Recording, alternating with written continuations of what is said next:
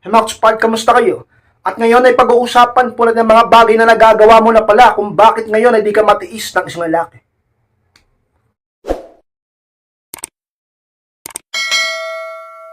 At kung handa na kayong lahat, na po tayo at muli, be inspired.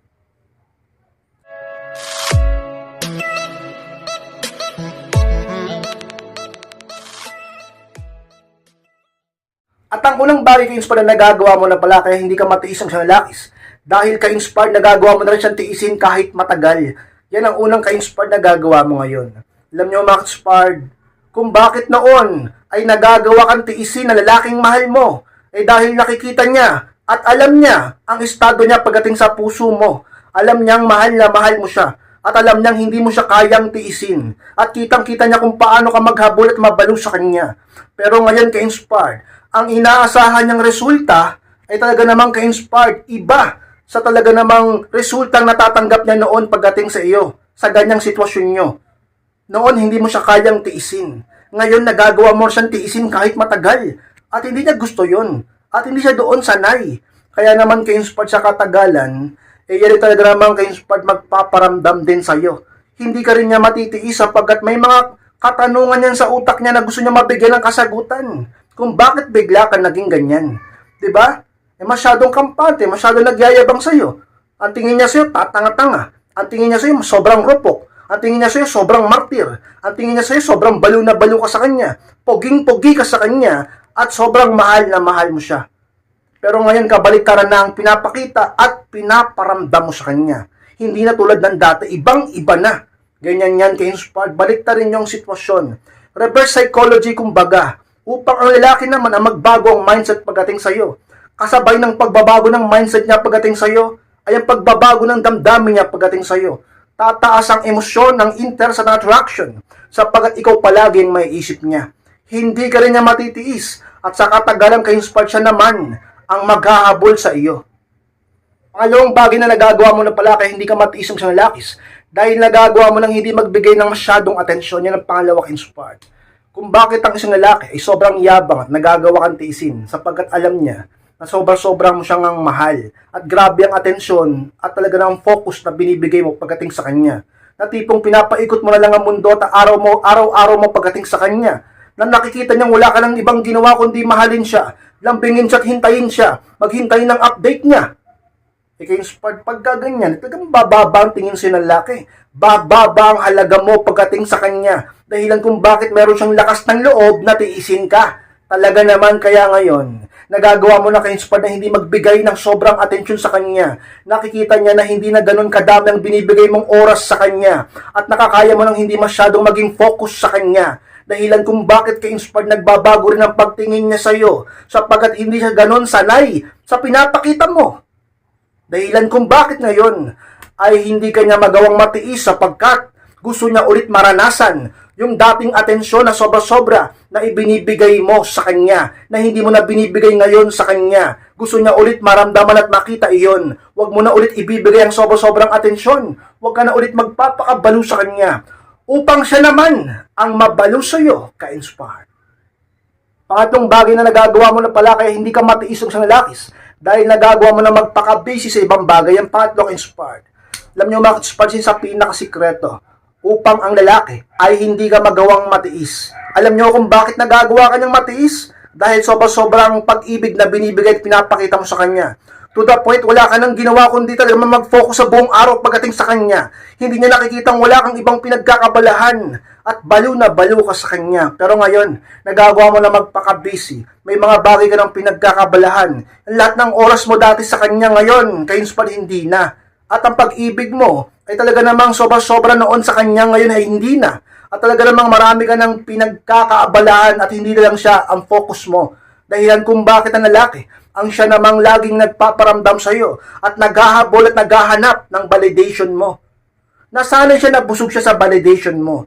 Na-attach siya doon, nasanay siya doon at gusto niya ulit laging maramdaman yon. Pero ngayon, hindi mo na masyadong mabigay sapagkat may mga bagay ka ng pinagkakabalahan. Isa sa mga sikreto upang lalaki naman ang maghabol sa iyo. Isa sa mga sikreto upang makapag-focus ka sa sarili mo at magkaroon ka ng peace of mind at magkaroon ka ng self-improvement din ka-inspired dahan-dahan sa sarili mo. Umpisahan mo sa pagpapakabisi sa ibang bagay. Kung wala kang trabaho ngayon, maghanap ka ng pagkakitaan mo. At kung gusto mo magnegosyo, subukan mo na ngayon. At kung wala ka pang ibang pinagkakabalahan, mag-ehersisyo ka. At gumawa ka ng paraan upang mas lalo kang gumanda. Dapat lagi kang meron kang ginagawa. Dapat meron kang laging pinagkakabalahan. Ang isip mo hindi dapat laging sa kanya. Dapat nagpapakabisi ka upang ang isang lalaki ay laging naghahanap ng atensyon mo, naghahabol ng validation mo, laging takam sa pag-ibig mo, at hinahanap-hanap na lagi ang kabaliwan mo noon sa kanya. Ka-inspire sa mga sikreto upang hindi kanya matiis, sapagkat meron siyang laging hahabulin at hahanapin sa iyo. Pang-apat na nagagawa mo na ngayon kung bakit hindi ka matiis ng isang lalakis. Dahil nagagawa mo na ngayong mas piliin ang sarili mo. Yung pang-apat ka-inspired.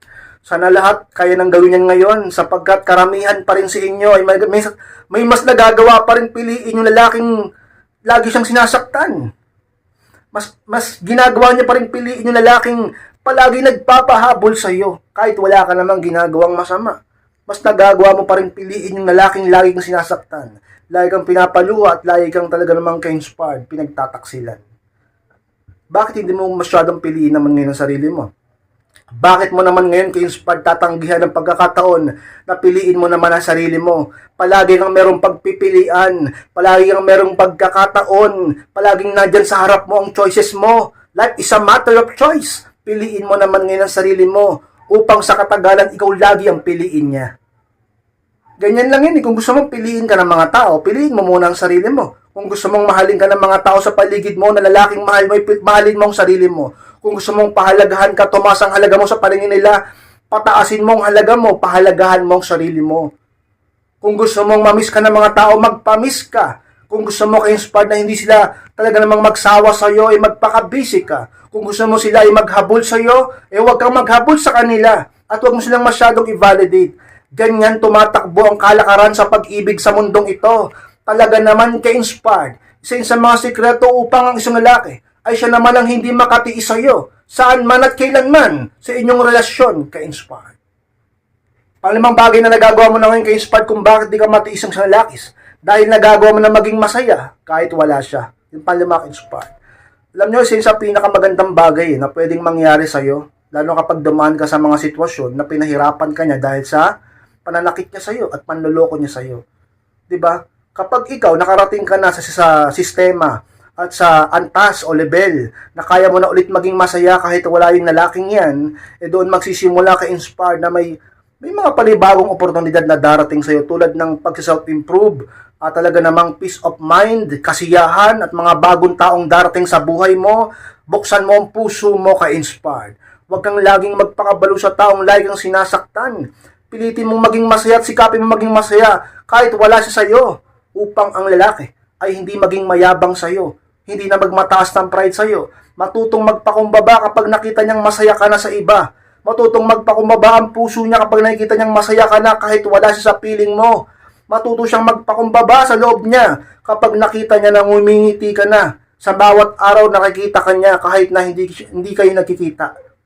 Di ba ngayon ang yabang niya sapagkat alam niya na sobrang mahal mo siya. Sabihin natin yun ng totoo, sobrang baliw ka sa kanya.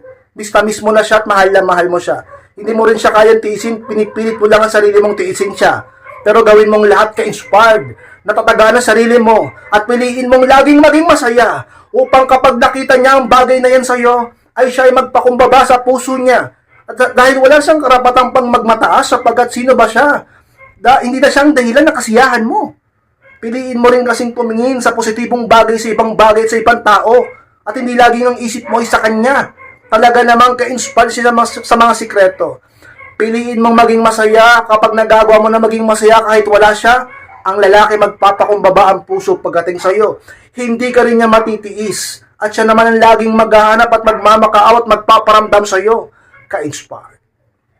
Max Part, maraming salamat po sa pagtapos ng vlog na ito. Kung kalimutan na mag-like, comment, and pakishare na rin po ng video na ito upang makatulong naman po tayo sa iba. At sa mga hindi pa po nakaklik ng subscribe, click nyo na po yung subscribe Max Part, click nyo na po notification bell upang ma-notify kayo pag may bago akong upload sa mga gusto magpa-coaching o magpa-advise, humingi ng payo at makausap ako tungkol sa inyong problema sa pag-ibig. I-message lang po ako sa akin Facebook, sa Messenger, chat nyo ako, yun po yung profile picture ko sa FB kapag nakita nyo yan. ay talaga namang huwag kayong magdalawang isip na imensahe ako at ako mismo mo siyang magbabasa at kakausap sa inyo. Maraming salamat mga ka-inspired. Mag-ingat kayong lahat. Mahal ko po kayo at muli, be inspired.